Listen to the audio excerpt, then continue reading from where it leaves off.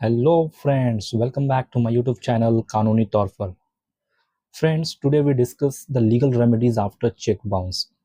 कि cheque bounce होने के बाद एक अग्रीव पर्सन के पास क्या क्या लीगल रेमेडीज होते हैं, उन सारी चीज़ों को आज हम लोग इस डिफरेंट स्लाइड की मदद से आज हम लोग देखेंगे। तो बगैर लेट किए चलिए वीडियो को शुरू करते हैं। सबसे पहले हम लोग समझेंगे कि डिसऑनरिंग ऑफ चेक, कि डिसऑनरिंग ऑफ चेक क्या होता है। What is dishonouring of cheque? A check bounces when a bank doesn't honor a payment। एक चेक तब बाउंस होता है जब बैंक उस चेक के बदले में पेमेंट ना करे। A few of the reasons are wrong signature, mismatch of figures written on the check in words and figures, and overwriting। और इसके क्या क्या रीज़न हो सकते हैं? पहला ये रॉन्ग सिग्नेचर होने की वजह से, या जो फिगर आपने दिया वर्ड में कुछ और दे रखा है और फिगर में कुछ और है, ये मिसमैच होने से भी जो है एक चेक जो है रिजेक्ट हो सकता है। एंड ओवर राइटिंग की वजह से भी जो है एक चेक डिसऑनर हो सकता है।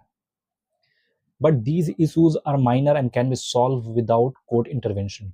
तो ये सारे इश्यूज जो है ये तो माइनर इशूज है, इनको बगैर जो है कोर्ट के इंटरवेंशन से जो है इसको सॉल्व किया जा सकता है। A major cause for concern when a cheque bounces due to lack of funds in the drawer's account. Major cause of concern ये है कि जब ड्रॉअर्स के बैंक में सफिशिएंट अमाउंट ना हो, सफिशिएंट फंड ना हो, उस कारण की वजह से अगर चेक डिसऑनर हुआ है तो ये मैटर ऑफ कंसर्न है। Act of dishonoring of check due to insufficient funds is a criminal offense under section 138 of the Negotiable Instrument Act। तो ये डिसऑनर ऑफ चेक, अगर इस इनसफिशिएंट फंड के वजह से अगर चेक डिसऑनर हो रहा है तो ये एक क्रिमिनल एक्ट है जो कि section 138 of the negotiable instrument act में आता है। चलिए नेक्स्ट स्लाइड पे चलते हैं। Initial step after cheque bounce. Cheque bounce होने पर इनिशियली स्टेप क्या लेना होगा, क्या क्या इनिशियल स्टेप्स हैं जो लेने पड़ेंगे। When the check is bounced, then the drawee bank instantly issue and send a check return memo to the banker of payee। जब भी चेक बाउंस होता है तो इंस्टेंटली बैंक जो है फौरन जो है उसको एक चेक रिटर्न मेमो जो है पेई को देता है। That cheque return memo mention the reason for section 138 cheque bounce और नॉन पेमेंट। और उस चेक रिटर्न मेमो में मेंशन होगा कि किस रीजन की वजह से ये डिसऑनर ऑफ चेक हुआ है, कि क्या ये सेक्शन 138 में इस पे एक्शन लिया जा सकता है कि नहीं। Next, written notice to the drawer. अब जो है ड्रॉअर जो है यानी जिसने आपको चेक ड्रॉ करके दिया उसको एक रिटन नोटिस आपको सेंड करना होता है। The ideal step would be to send a cheque bounce legal notice to the drawer within 30 days from the date of acknowledging the cheque return memo stating wherein. तो ideal step एक legal notice देने का ये होता है कि आप जैसे ही आपको चेक रिटर्न मेमो आपको मिला, आप रिसीव किया, उसके 30 days के अंदर यानी 30 दिनों के अंदर जो है आप ड्रॉअर को जो है एक लीगल नोटिस आप दे सकते हैं, जिसमें ये मेंशन होगा to make the payment to the pay within 15 days from the date of receipt of such notice by the drawer.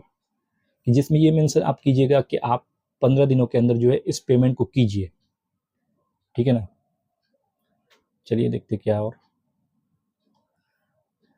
After expiration of 15 days, आपने उन्हें 15 दिनों का समय दिया था कि आप 15 डेज के अंदर विद इन 15 डेज आप पेमेंट कीजिए। अगर वो 15 डेज के अंदर वो पेमेंट नहीं करता है तो इसके बाद आपके पास क्या क्या लीगल स्टेप हैं, क्या क्या एक्शन जो है आप ले सकते हैं। तो चलिए इन पॉइंट्स को हम लोग देखते हैं।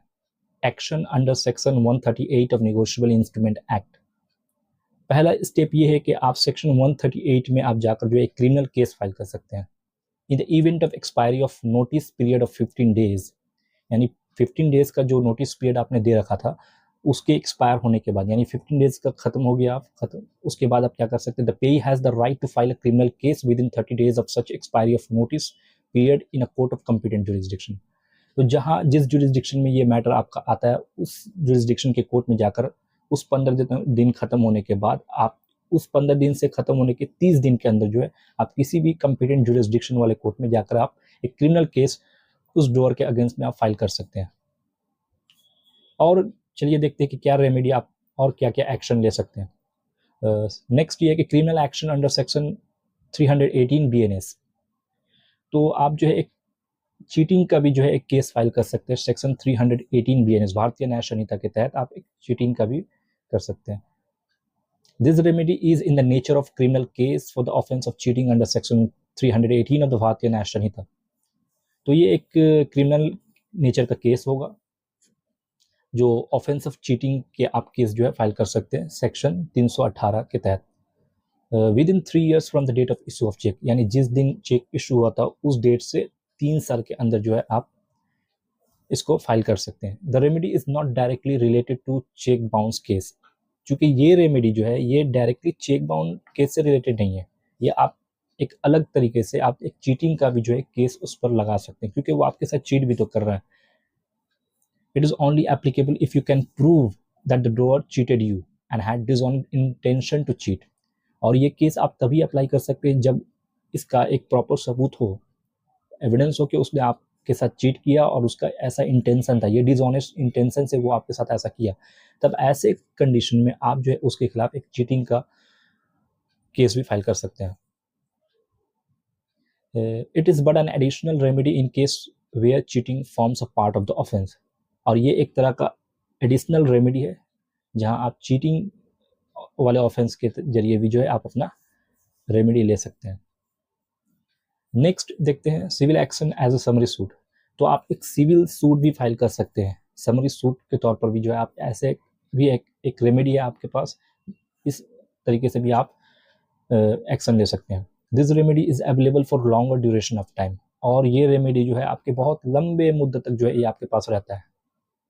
You can file a summary suit for the debt recovery in India for the amount of check along with interest and legal expenses. तो आप ये जो है समरी सूट फाइल कीजिएगा डेप्ट रिकवरी के लिए, जो भी चेक में जो अमाउंट था उसको रिकवर करने के लिए आप डेप्ट रिकवरी सूट भी फाइल कर सकते हैं। और साथ ही इंटरेस्ट के साथ और जो भी लीगल एक्सपेंसेस यानी आपको लिटिगेशन लड़ने में यानी केस लड़ने में जो भी आपका खर्चा आया वो सब इंटरेस्ट और वो खर्चे रखकर जो है आप क्लेम कर सकते हैं, एक सूट फाइल कर सकते हैं। समरी सूट इसे बोला जाता है। Notice can be issued for filing of the summary suit in regards to recovery of money. और इसके लिए इस समरी सूट फाइल करने के लिए आप उसे एक लीगल नोटिस भी दे सकते हैं। चलिए देखते हैं फर्दर और क्या क्या पॉइंट्स हैं इसमें। अब जो है पनिशमेंट, जिस सेक्शन 38 का हम लोग बात कर रहे थे उसमें पनिशमेंट का भी बात किया गया, क्योंकि ये एक क्रिमिनल ऑफेंस है चेक बाउंस। तो हम लोग आइए देखते हैं कि इसमें क्या पनिशमेंट प्रेस्क्राइब पनिशमेंट है। The punishment for the cheque bounce is imprisonment for a term not more than 2 years और a fine that can extend to twice the amount of cheque और बोथ। तो चेक बाउंस वाले offence में punishment जो हो सकता है वो 2 साल तक की सजा जो है इम्प्रिजमेंट तक हो सकता है, और ये जो भी चेक का अमाउंट होगा उसका 2 गुना फाइन भी हो सकता है या दोनों ही हो सकता है। चलिए पॉइंट्स टू बी नोटेड, क्या क्या इंपॉर्टेंट पॉइंट्स है जो जिसको नोट करने का है वो देखते हैं हम लोग। For the applicability of section 138 of negotiable instrument act it is necessary that the cheque has been issued as a legal obligation. Section 138 में अगर आप क्रिमिनल केस फाइल करना चाहते हैं तो इसके लिए बहुत नेसेसरी है कि वो आपका जो चेक हो वो एक लीगल ऑब्लिगेशन नेचर का चेक होना चाहिए। अब लीगल ऑब्लिगेशन नेचर का चेक क्या होता है? वो ये है कि it simply means that a check given as a gift, donation or any other non-legal obligation are not covered under the check bounce law या check bounce act। तो वो सारे चेक जो किसी गिफ्ट के तौर पे दिया गया या किसी डोनेशन के तौर पे दिया गया वो लीगल ऑब्लिगेशन चेक नहीं होता। उसके अगेंस्ट में अगर वो इनसफिशिएंट फंड की वजह से अगर वो डिसऑनर होता है, ऐसे चेक डिसऑनर होते हैं, तो उसके अगेंस्ट में आप जो है कोई क्रिमिनल केस फाइल नहीं कर सकते हैं। Next, a cheque expire after 3 months from the date of its issuance. एक चेक जो होता है, जो भी चेक हो वो एक इशू होने के 3 महीने तक जो है वो वैलिड होता है, यानी 3 महीने के अंदर आप किसी बैंक में जाते हैं तो उसको ऑनर किया जाएगा। अदरवाइज वो 3 महीने के बाद उस चेक का वैलिडेशन जो है शून्य होता है, मतलब कुछ नहीं होता है, वो खत्म हो जाता है। तो 3 महीने के अंदर ही जो है आप उसको ये कर सकते हैं। तो फ्रेंड्स, अगर ये वीडियो आप लोगों को अच्छी लगी हो तो इस वीडियो को लाइक करें, सब्सक्राइब करें और अपने दोस्तों में भी शेयर करें। Thanks for watching.